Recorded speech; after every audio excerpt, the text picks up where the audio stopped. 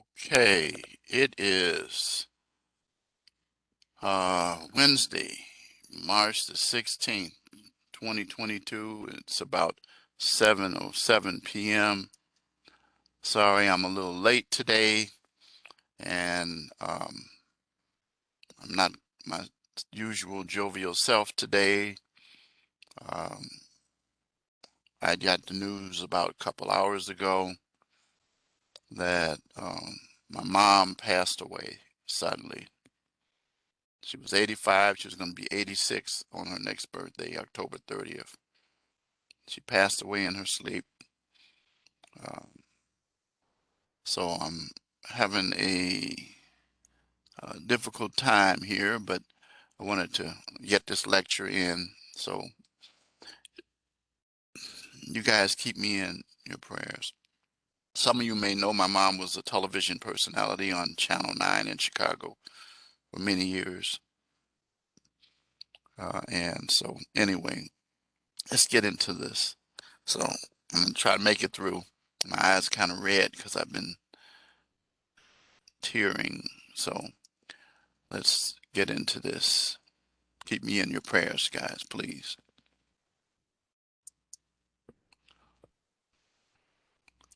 Okay, today is it. Let's look at the calendar. I will make sure that I've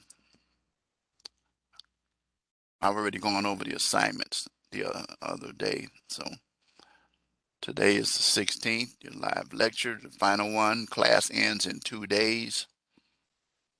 You already know the assignments, and you just don't know the key phrase. I'm going to give that to you today. But at the end of week 5's lecture, I covered the assignments that were due so you could have a head start. All the assignments must be in by the 18th, no exceptions. And let's get back to it.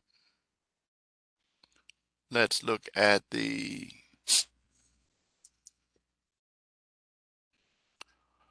announcements for this week.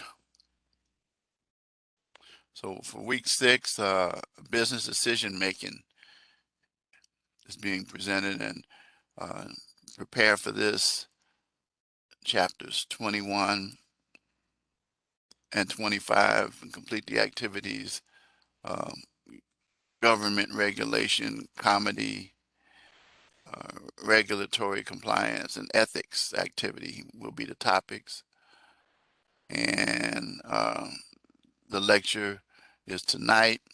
Your discussion post due yesterday was SEC laws and regulations. And then your reply post is due this Friday.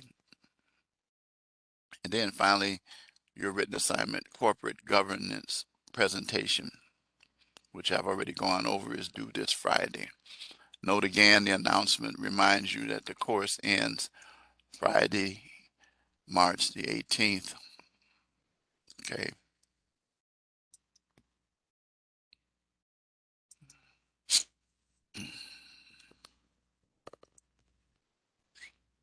Okay. So decision making. I'm not going to go over these. I went over that. So we're going to talk about these topics, topics. So government regulation. You should be aware that one of the things that is very important in business is the fact that the government is there to regulate the activities of business. And you have various federal and state regulatory agencies that operate. And one of them, for example, is the United States Department of Labor, the Labor Department, and it works to help protect individuals who work for companies, people who are looking for jobs, and people who are retired, and to, as it says, to improve the working conditions and ensure work-related benefits and rights. And one of the things that's important for people to be aware of is that the Labor Department also deals with the, um, the wages. They deal with the fair payment. There's laws that are being passed to protect individuals that are administered by the Department of Labor. And it's for both employers and for employees dealing with wages and hours. And um, so we've talked about various organizations. We talked about the Federal Trade Commission. There is the U.S. Small Business Administration, which assists small businesses in existing with finances, loans, small business. Everybody knows about the SBA loans. And so the SBA helps businesses in terms of making sure that they comply with the law, both state and federal law. And so you can go to SBA website, you can see that type of information. So the purpose of, as it says here, is best way I can put it, government is frequently to underscore greater concern that must be met. Issues relate to the industry, society, economy, and other factors.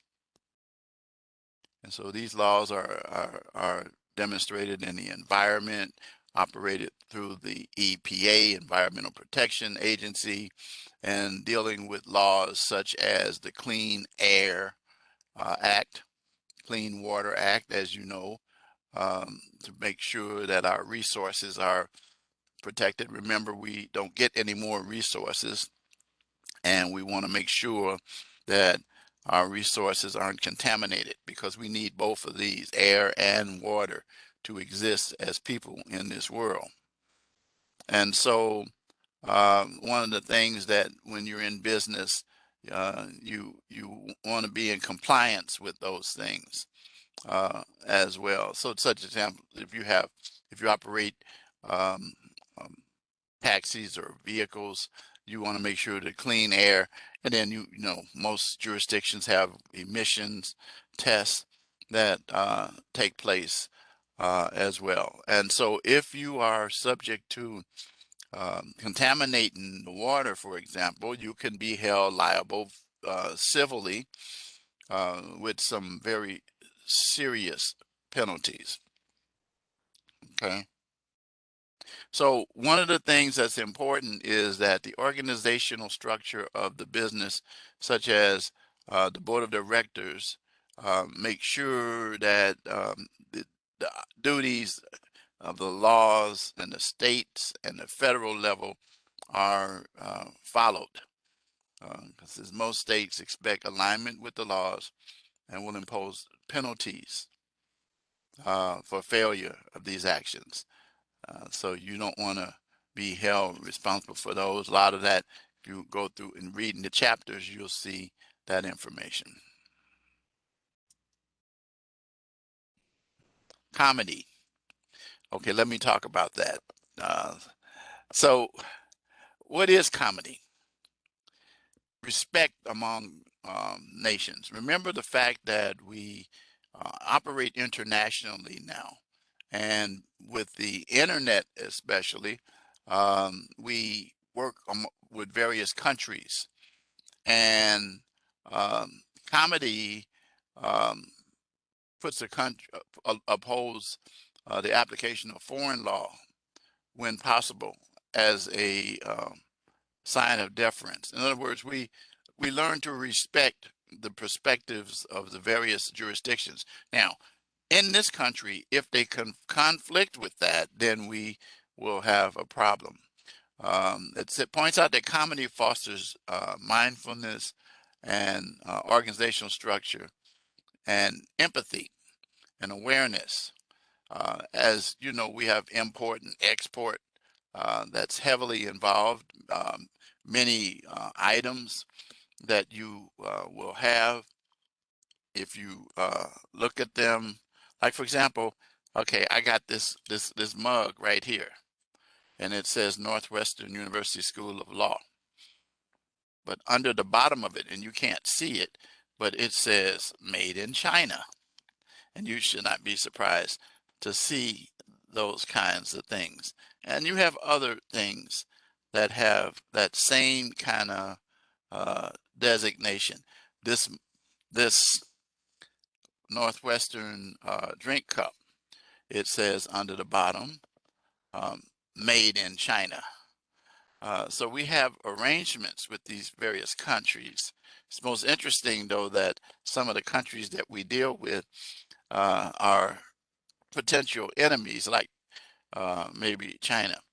This Illinois Association Chiefs of Police mug, for example, says on the bottom here, says um, made in China. So we we have to recognize the fact that we will have items that are from various countries. Guess what? This is a Rasmussen college mug right here. Under the bottom, it says, you guessed it, made in China. So be aware of the fact that we have to recognize that in our American legal system, we've indoctrinated comedy because of the fact that we deal globally in products and services. One of the topics that's constantly studied in business now is international business, and that we are aware of it. So look at the case of Hartford Fire versus California. The United States Supreme Court evaluated whether or not federal antitrust laws were controlling or if comedy would permit British laws to preempt. Okay. Since that time, the types of questions continue to result in disputes and interpretations. Organizations should be fully aware of what the law is on an international level and have good counsel to advise them of what is going on. The American Society of International Law highlights the importance of international law in many, many contexts. Okay, and then you can read this article that tells you more about comedy.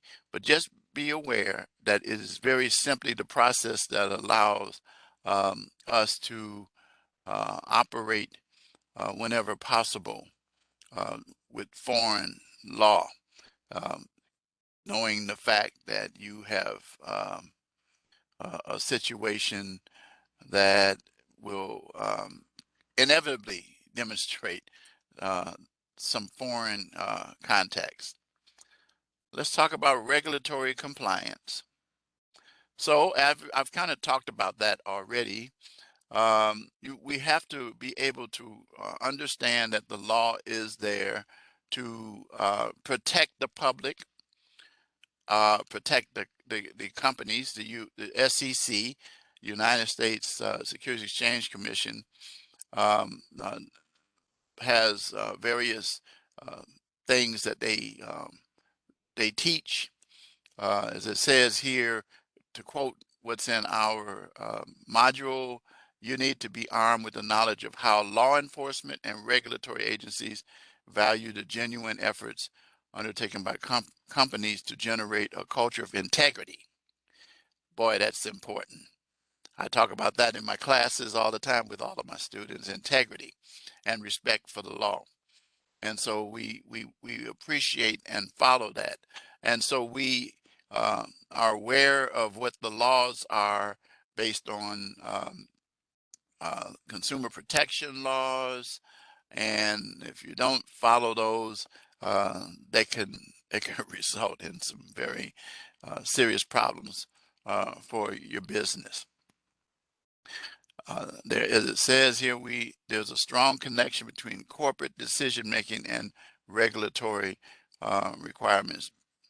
Businesses must be aware of the law. Now, again, that's why it's good to have your general counsel who's aware of those kinds of things. And overall, businesses account for overall, a business that accounts for regulatory guidelines in its actions is doing well, protective steps in building a strong and thriving foundation. So I talked about this a few minutes ago, the EPA, to deal with the water and air resources and the need for businesses to be in compliance with that to protect our air and water. And if you have, like, for example, there were some companies who had some oil spills and they were sued because they damaged the environment seriously. As I said a few minutes ago, that we need water and we need air, clean air, in order to continue to exist in this world. So the last topic that I'm going to talk about involves ethics. And so because of the fact that we have technology and we're in a digital era, we have to make sure that we're in compliance with that uh, in terms of operating in those levels. So look at this. Let's click on this. So where does compliance lie? All levels, the state, the federal, and the local. Why? Because companies do business on all of those levels. And it is important that you understand what your responsibilities are when you're operating a business for those things. Next, states have fees. And why do they have the fees? To operate and cover the costs of the agencies that oversee the practices of businesses. And so consequently, what happens realistically is that the organizations or business entities have that included in their costs for operating or doing business, and then they oftentimes parcel it out to their customers. Sales tax. That's uh, they are sales taxes for the very same reason that it's um, operating on the federal government, the state government, the local government. And so these taxes are based upon where you, for example, if you're in sales, if you sell an item and you're selling in a certain state, some have state taxes, and also because the fact that where you live, even you might have taxes. They have these things called use taxes that apply at all. But the sales tax is to provide also the funding for those businesses for the government.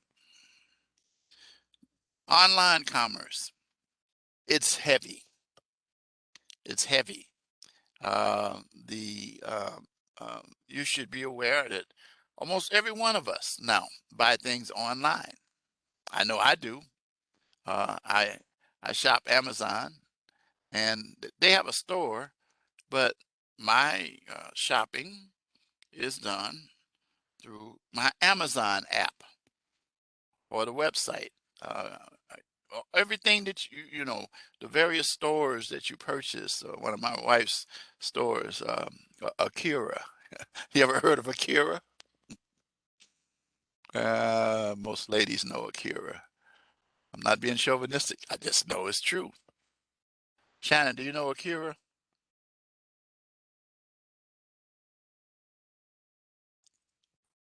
You know Akira? Have you heard of Akira? You can type it in the chat box. It'll show up. Yeah. Well, the answer is that Akira is one of those shopping places. that Sheen.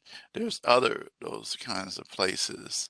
But anyway, uh, I I also now order stuff from Walmart, and I use PayPal, and so we have a lot of online shopping that takes place. And so the government has to regulate that as well. So the jurisdiction lies at all of these levels, the federal, the state, and the local, because of what I said at the beginning of this, and that is that business operates under all of those levels.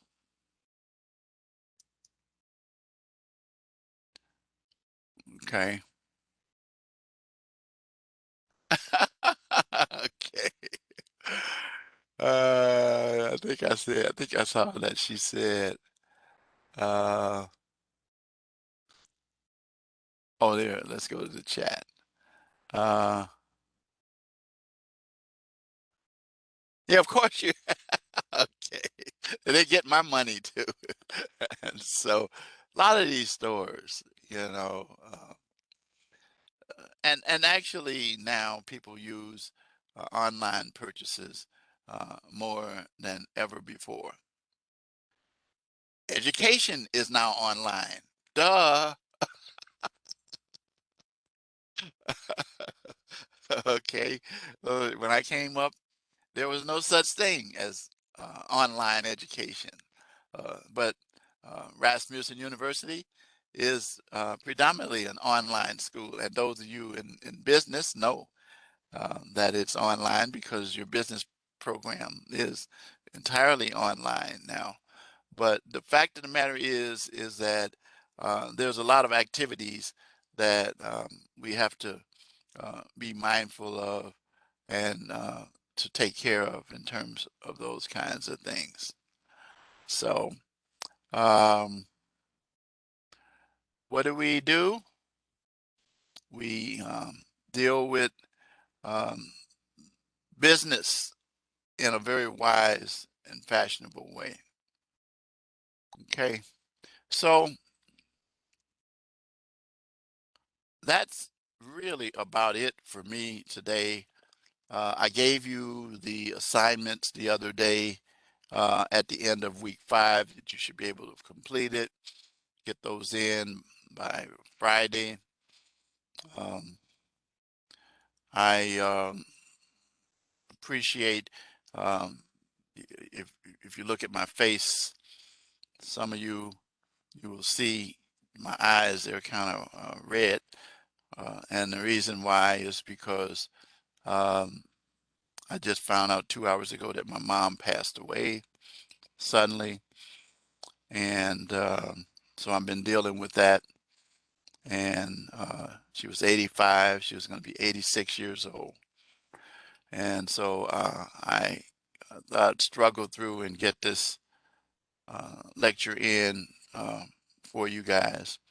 So just keep me in your prayers because thank you because I know many of my students have had difficulty this year and this term family wise and I totally get it.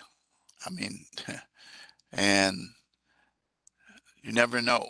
Um, my mom, and this is the person who, if you listen to my story, you'll learn that my mom was killed when I was 13. But then I met this person who, when I was 14, and became my friend, and then she legally adopted me. And um, so, but it's all over the news in Chicago. And I found out it's nationwide because I got friends in Texas and other parts of the country who have reached out to me to let me know about it. So, but we and it's really something.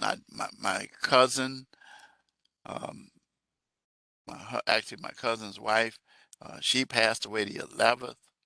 Then I got a call today from my sister, um, one of my sisters, who says she had a heart attack and she's having heart surgery tomorrow. So it's just one of those times. It's like when it rains, it pours, you know. So, but we just keep on keeping on, keep on doing what we need to do. So I have to give you a key phrase. You have any ideas for a key phrase?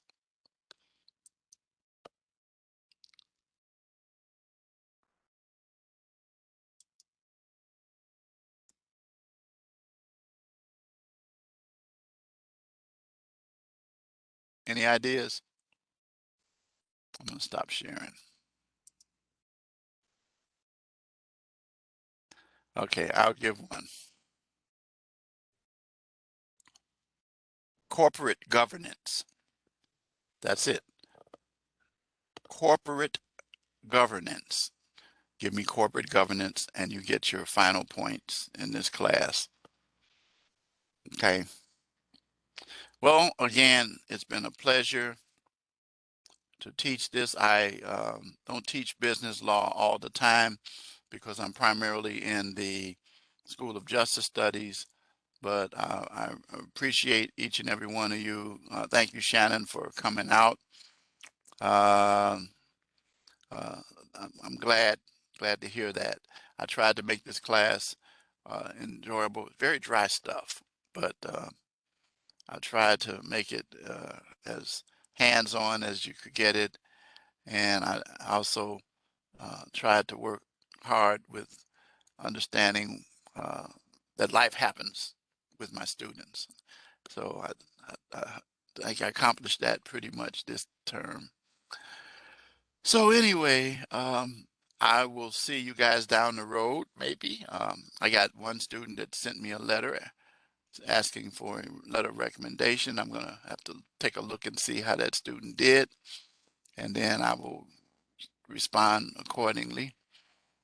I'm always here to help my students, even after class is over. So I'm gonna wish you guys the best. Enjoy your 2-week break. You guys won't see me in business for I don't know when the next time. I know it won't be in the spring because I already got my classes for the spring, and they're all criminal justice, and maybe down the road. But most of you guys, I won't see you because primarily I've been teaching. They don't do a business ethics course anymore. If they did, I would teach that as well. So, so I'm going to say good night and enjoy your break. Um, take care of yourself. Stay safe, and I'll see you further down the road. Okay. Good night.